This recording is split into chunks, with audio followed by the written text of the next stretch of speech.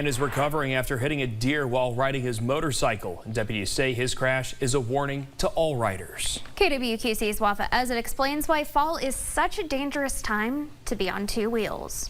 They don't expect the deer that runs in front of them is going to be there, so they're completely unprepared.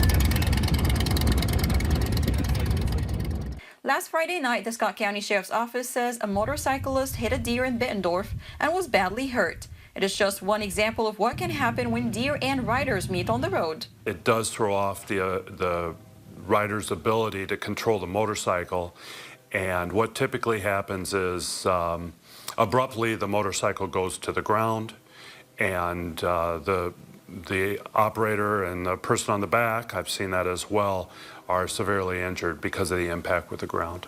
It's the kind of crash that can happen anywhere, even right in town. People don't expect deer in the city limits. The truth is, you do see a lot of deer running around within the city limits, and they're running exactly the same as they would be out in the countryside. This time of year checks all the boxes. Deer on the move, fields getting cleared, and riders making the most of good weather. It is mating season, and the other one is the fact that the farmers have been in the fields and in full force for several days, and they've really cleared out quite a bit of their habitat, and they're really moving right now. So more accidents with vehicles are likely to happen on a daily basis for the next several months. Iowa is one of the few states that doesn't require motorcycle helmets, but the sheriff's office says protective gear can make all the difference in a crash. You have to think of your loved ones and wear that helmet, even though it does take away from part of the experience of riding a motorcycle and having the wind and the freedom. Safety is also important, the ability